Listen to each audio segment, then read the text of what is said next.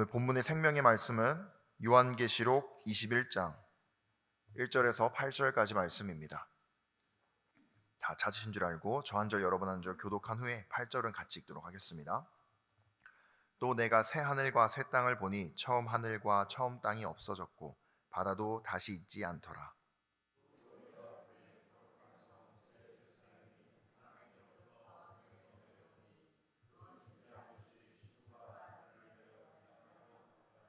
내가 들으니 보좌에서 큰 음성이 나서 이르되 보라 하나님의 장막이 사람들과 함께 있음에 하나님이 그들과 함께 계시리니 그들은 하나님의 백성이 되고 하나님은 친히 그들과 함께 계셔서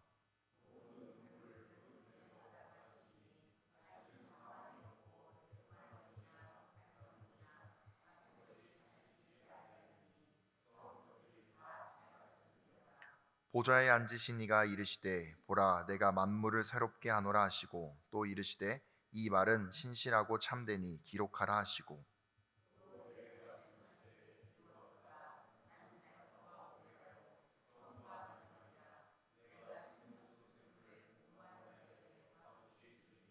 이기는 자는 이것들을 상속으로 받으리라. 나는 그의 하나님이 되고 그는 내 아들이 되리라.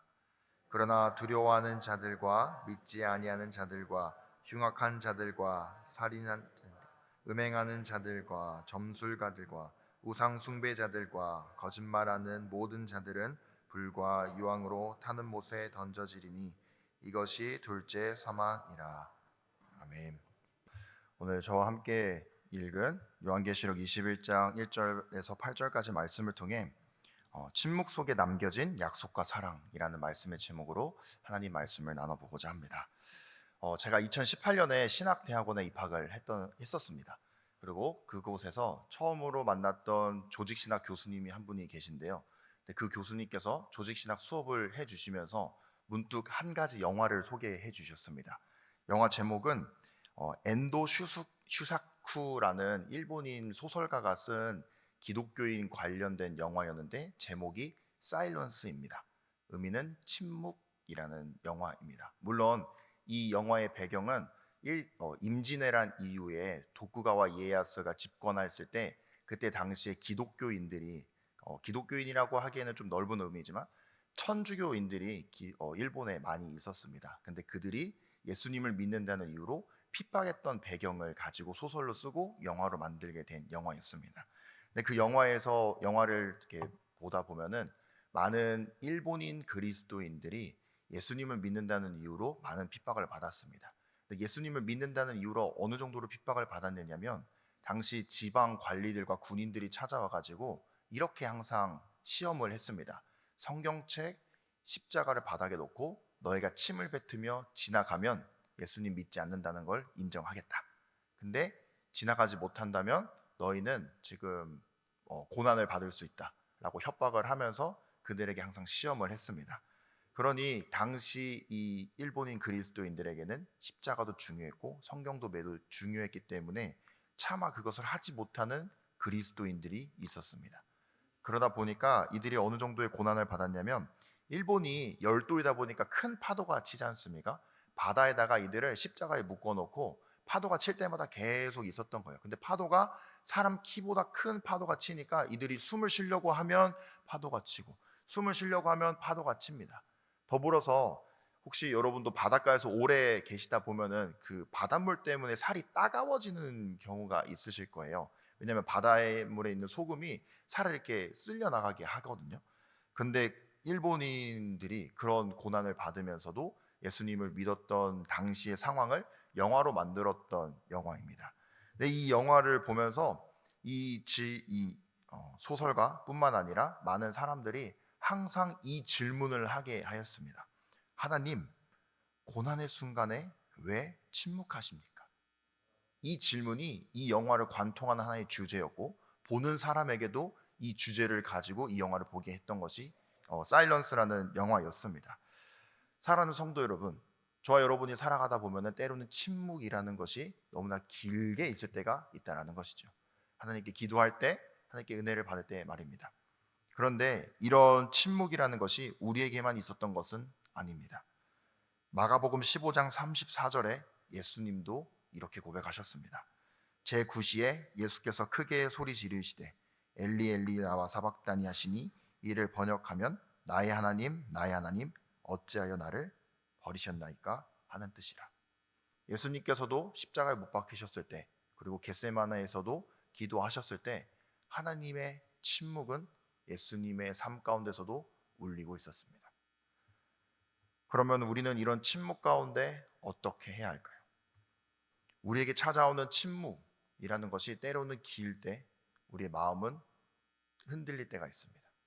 두렵고 외롭게 느껴질 때가 많이 있다는 것이죠. 그러나 사랑하는 성도 여러분, 그런 침묵이 길다고 우리의 소망이 이뤄지는 것은 아니고 우리가 믿는 하나님이 없는 것은 아닙니다. 왜냐하면 이 침묵 가운데 하나님께서 오늘 본문 말씀을 통해 우리에게 소망을 주시고 있기 때문입니다. 사랑하는 성도 여러분, 요한계시록은 저와 여러분이 잘 아시는 것처럼 신약 시대에 있었던 성도들이 고난 가운데 있을 때 하나님께서 주신, 사도 요한을 통해 주신 하나님의 음성이었습니다.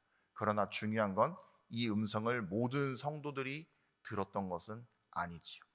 누군가는 콜로세움에서 주님, 우리가 이런 고통 가운데 있는데 주님은 뭐 하십니까? 우리를 살려주십시오 하는 울부짖음 가운데에 울렸던 음성이 아니라, 이런 고난이 있을 수 있으나 우리는 이 고난 가운데 하나님이 있다는 것을 믿어야 한다. 이런 침묵이 있을 수 있으나 우리는 그렇다고 소망이 잃어버린 것은 아니다. 왜냐하면 요한계시록 전체를 관통하는 주제가 무엇이냐면 하나님은 반드시 승리한다 라는 주제이기 때문에 그렇습니다. 그래서 하나님께서는 사도 요한을 통해 이 요한계시록을 기록하게 하시면서 우리 하나님은 반드시 승리한다라는 걸 비록 침묵 가운데 있는 성도들에게 알게 하시기 위하여서 요한계시록을 기록하게 하였고, 오늘 저와 여러분에게도 이 말씀이 살아있는 하나님의 말씀으로 울리고 있다라는 것입니다. 특별히 사랑하는 성도 여러분, 침묵이라는 것은 하나님의 무관심이 아니라 하나님의 동행의 또 다른 언어이기도 합니다. 왜냐하면 이 침묵 가운데 있었던 당시 그리스도인들에게 하나님께서 계속해서 말씀해 주시는 게 무엇이냐면 너는 내 아들이다, 나는 너의 하나님이 되고 나는 너와 함께 한다 라는 것을 끊임없이 얘기해 주고 있기 때문에 그렇습니다. 특별히 오늘 본문에 무엇이라고 얘기하냐면 3절입니다. 내가 들으니 보좌에서 큰 음성이 나서 이르되 보라, 하나님의 장막이 사람들과 함께 있음에 라고 분명히 말씀합니다. 여기서 장막이라는 단어를 우리가 너무나 크게 생각할 필요 없이 구약 성경에 이들이 출애굽했을 때를 생각해 보셨으면 좋겠습니다. 하나님의 임재하심의 상징은 무엇이었냐면 장막이었습니다.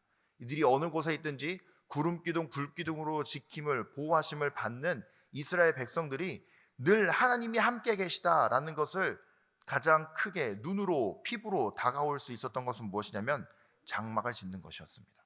그리고 그 장막을 지을 때 동서남북으로 각 지파 3개씩 나누고 이 장막에서 예배를 드리면서 하나님이 우리와 함께 계시구나 라는 것을 구약시대 특별히 출애굽하는 이스라엘 백성들에게 가장 크게 다가왔던 것이 장막이었던 것이죠. 그리고 그 당시를 회상하면서 하나님께서 보여주시면서 말씀해주고 있는 것입니다. 구약성경 출애굽했을 때 장막이 이스라엘 백성과 함께 있을 때 하나님의 임재하심의 상징이었던 것처럼 하나님의 장막이 우리와 함께 계시다. 비록 그 장막이 눈에 보여지는 장막은 아닐지언정 사도 요한이 보기에 저 핍박받는 백성들에게도 하나님의 장막이 함께하고 있구나, 저 핍박받는 백성들에게도 하나님이 침묵하시는 것이 아니라 하나님이 함께하시며 동행하고 있구나 라는 것을 보여주시며 너희에게도 하나님이 함께하고 계시다 라고 사도 요한을 통하여서 하나님 보여주셨고 말씀해주고 계시다라는 것입니다. 그리고 나서 하나님께서 말씀하시죠. 7절에 나는 그의 하나님이 되고 그는 내 아들이 되리라. 하나님의 장막이 함께하는 이들에게 하나님께서는 내가 함께하고 있으니 걱정하지 마라 라고 위로해 주시고 말씀해 주고 계십니다. 물론 귀에 들리는 말씀은 아니지만 말이죠.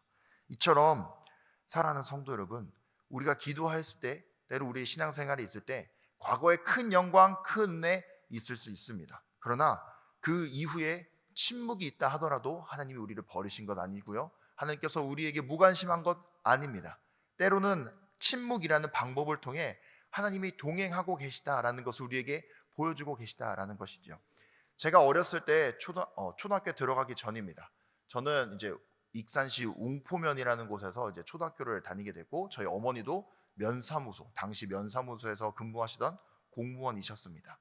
그리고 저희 집에서 걸어서 한 5분 정도 가면은 교회가 있었습니다.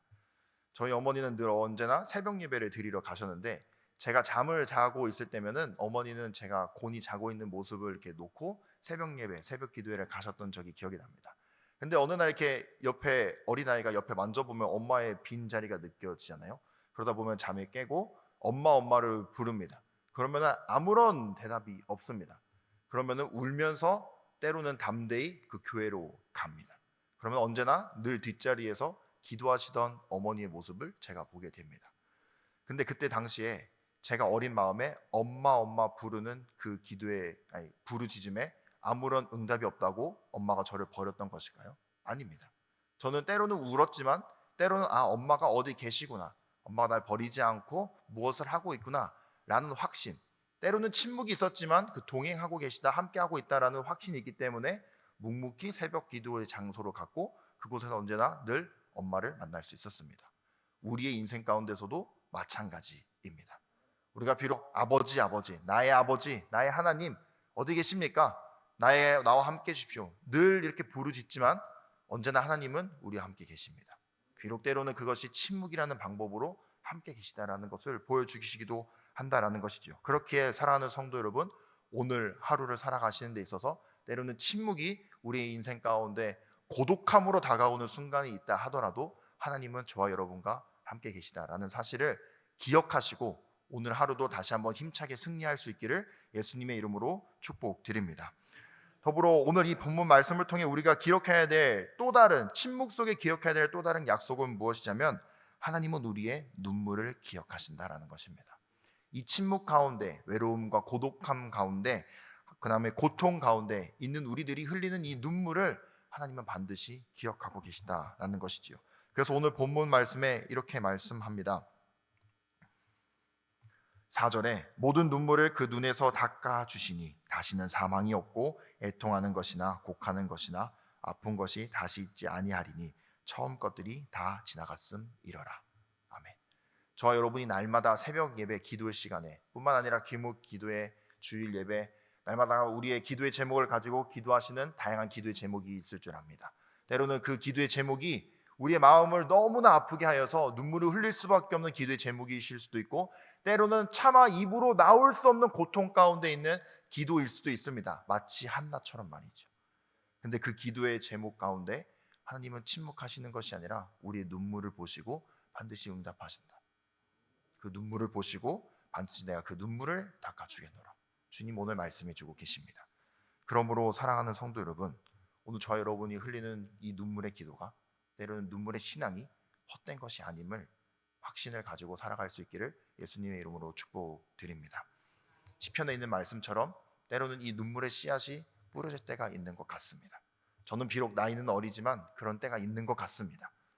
근데 그때에 하나님은 절대로 외면하지 않으십니다. 그 눈물의 씨앗이 하나님의 그 기도의 바구니에 뿌려지고 그곳 가운데 싹이 나고 언젠가는 열매를 맺었을 때 주님이 반드시 30배, 60배, 100배로 여러분의 인생 가운데 기도의 응답으로 돌려주실 줄 믿습니다. 사일런스라는 영화 앞에서 소개해 드렸죠. 이 사일런스라는 영화에서도 이들은 늘 언제나 눈물로 기도하였습니다. 근데 그들의 눈물의 기도 가운데 그들은 확신은 없었습니다. 왜냐하면 당시에 요한계시록을 통하여 말씀이 전해진 것은 아니었으니까. 근데 이들에게 늘 누가 함께 하였냐면 한 신부님이 그들과 함께 하였습니다. 외국인 신부였기 때문에 얼굴이 티가 났겠죠. 저 사람 외국인이고 그러면 신부이고 복음을 전하는 사람이다 라는 것이요. 그러다 보니 이 일본인들은 이 신부님을 늘 숨겨줬습니다. 그리고 이 신부님도 늘 눈물의 기도를 드렸습니다.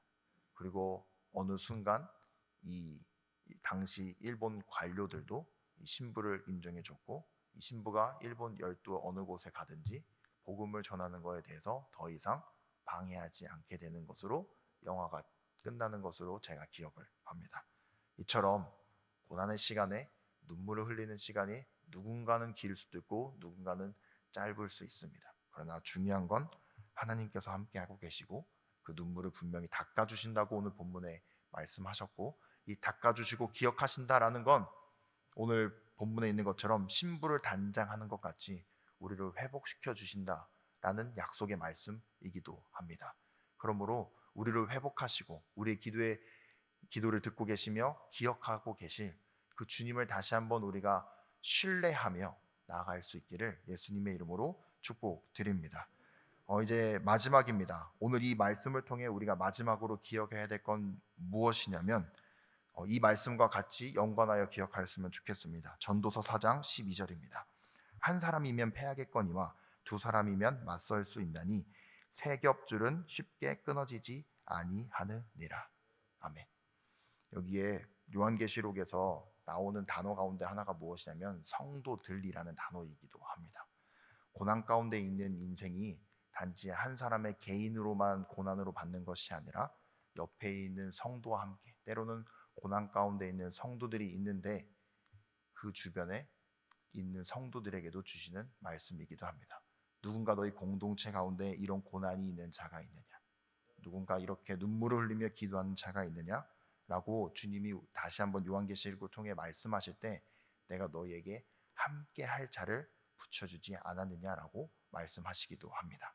저와 여러분 주변에 분명히 아시는 기도의 제목들이 있으실 것입니다. 누군가는 그 기도 제목 때문에 함께 기도하는 분들도 계실 것입니다. 뿐만 아니라 우리는 공동체 소그룹으로 항상 모임을 하면서 저분이 어떤 상황이구나, 저분은 어떤 삶을 살고 계시는구나 너무나 잘 아실 것입니다. 그렇다면 그 고난 가운데 있으시고 힘드신 가운데 저분을 볼 때 침묵 가운데 있는 것처럼 보이는 분이 계시다면 요한계시록에서 한 사람이면 패할 수밖에 없는 인생들이 여럿이 모여서 하나님을 바라봤을 때 그들이 고난 가운데서 비록 순교하였지만 하나님을 바라보며 믿음을 끝까지 지켰던 것처럼 저와 여러분이 그들에게 든든한 믿음을 지킬 수 있는 때로는 힘이 되어줄 수 있기를 예수님의 이름으로 축복드립니다. 요한계시록에 나왔던 성도들이 혼자로서는 버티기 힘들었습니다. 그러나 사도 요한은 요한계시록의 수많은 교회들을 향하여서, 수많은 공동체를 향하여서 외쳤고 하나님의 말씀을 전하였습니다. 그리고 그 공동체들은 고난 가운데 있는 성도들과 함께 로마서에 있는 말씀처럼 기뻐할 땐 기뻐하였고 슬퍼할 땐 슬퍼하였고 눈물을 닦아줄 땐 눈물을 닦아줬고 힘들 땐 위로하였으며 함께 그 고난의 길을 손잡고 묵묵히 걸어갔던 공동체가 되었습니다. 오늘 저와 여러분에게도, 오늘 우리 교회에도 하나님 말씀하십니다. 우리의 눈물을 기억하시고 뿐만 아니라 침묵 가운데 우리의 인생 가운데 함께 하시는 주님이 저 성도님들에게도 함께 계시다. 내가 이런 은혜를 누렸으니 저 성도님들에게도 전해야겠다. 함께 하자. 저 성도들 위로해 주시고 때로는 손잡고, 때로는 침묵이더라도 손잡고 묵묵히 기도함으로써 함께 우리의 공동체를 더욱더 믿음의 공동체로 돈독히 다져갈 수 있는 저와 여러분 될 수 있기를 예수님의 이름으로 축복드립니다. 영화 사일런스에서도 신부님이 혼자로서 버티기는 힘들었습니다. 그분도 늘 이렇게 얘기하였습니다. 주님, 이 고난 가운데 왜 우리를 놔두십니까? 라고 날마다 기도하였습니다. 그런데 그 가운데 주님이 바라보게 하였던 것은 누구였냐면 당시 주변에 있었던 그리스도인들이었습니다. 현지인 그리스도인들. 그리고 그들을 바라봤을 때 그 신부님이 다시 한번 힘을 얻고 전도하였고 힘을 얻고 그들을 위로하였으며 힘을 얻고 때로는 고난과 핍박이 있었지만 그들에게 복음을 전하였고 그들의 눈물을 닦아줬고 위로하였습니다. 비록 지금 일본에는 기독교인들의 퍼센티지가 매우 낮다고는 하지만 그럼에도 불구하고 이런 역사가 있었고 그 시대에 고난 가운데 예수님을 믿었던 한 신앙인들이 있었다는 것을 볼 수 있습니다. 오늘 저와 여러분들도 그런 신앙의 여정을 걷고 계십니다. 우리 혼자만 걷는 것이 아니라 저와 여러분의 곁에 있는 성도님들과 함께 걷고 계시다라는 이 사실을 늘 잊지 마시고 함께 힘내어 걸어갈 수 있기를 예수님의 이름으로 축복드립니다. 이제 말씀 맺도록 하겠습니다. 사랑하는 성도 여러분, 우리는 하나님 나라의 유속, 상속을 받는 하나님의 백성입니다. 근데 하나님께서는 우리 개인에게만 너에게 이렇게 복을 주시겠노라 라고도 말씀하셨지만 때로는 교회에게도 말씀하시는 부분이 많이 있습니다. 그렇다면 저와 여러분에게 각자에게 주신 이 은혜를 이기적이고 개인적으로만 사용하시기보다는 그 은혜를 차고 흘러 넘치도록 부어주신 그 하나님의 은혜를 기억하며 우리 주변에도 흘려보낼 수 있기를, 마치 야곱의 축복에 나오는 것처럼 축복의 통로가 되어 누군가에게는 하나님의 살아계심을 여러분의 삶 가운데 보여줄 수 있기를. 때로는 하나님의 침묵으로 인하여서 하나님 침묵하신다는 이유 때문에 누군가의 신앙이 침체되었을 때 여러분을 통하여 다시 한번 그분들이 믿음을 회복하고 달려갈 수 있는 복된 여러분의 삶이 될 수 있기를 예수님의 이름으로 축복드립니다.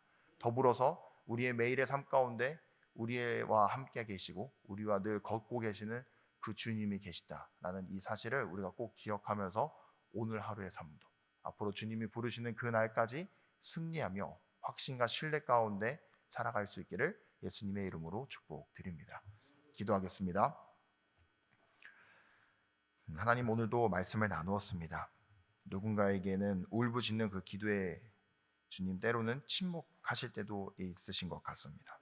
근데 그 침묵이 누군가에게는 너무나 길고 고통과 외로움과 고독함으로 다가올 때가 많이 있습니다. 그러나 주님 말씀하신 것처럼 그 침묵이 주님의 무관심이 아니라 주님의 동행하고 계시는 또 다른 언어임을 우리가 신뢰하며 나아갈 수 있도록 은혜를 더하여 주옵소서. 연약한 육신 가운데 주님의 침묵 가운데 믿음을 포기하는 것이 아니라 다시 한번 주님을 붙들고 살아갈 수 있는 저희 모두가 될 수 있도록 하여 주옵시며, 주님 오늘 나눈 말씀처럼 우리의 눈물의 기도에 주님 기억하시고 응답해 주신다라는 것, 이 말씀 붙들고 살아갈 수 있도록 하여 주옵시고, 더불어 우리 공동체가 다시 한번 말씀으로 하나 되며 주님의 은혜 가운데 하나 되어서 어떠한 노동 속에서도 흔들리지 않고 굳건히 믿음을 지키며 나아갈 수 있는 공동체가 될 수 있도록 은혜를 더하여 주옵소서. 이 시간 주님께 나눈 말씀을 붙들고 또한 기억나는 말씀들, 묵상한 말씀들을 붙들고 하나님께 기도할 것입니다. 그 모든 기도의 제목 가운데 주님 때에 따라 열매를 맺게 하여 주옵시며 응답을 더하여 주셔서 우리의 성도님들의 모든 삶 가운데 하나님의 살아계심이 삶 속에서 드러날 수 있도록 하여 주옵시고, 우리의 삶 가운데 하나님의 임재하심과 축복이 흘러넘쳐 더 많은 이들을 위로하고 더 많은 이들을 주님께로 돌아올 수 있도록 하는 복된 삶을 살아갈 수 있도록 우리를 사용하여 주옵소서. 오늘 하루의 삶 가운데서도 하나님께서 함께해 주시며 우리를 인도해 주실 걸 믿고 감사드리며 예수님의 이름으로 기도드립니다. 아멘.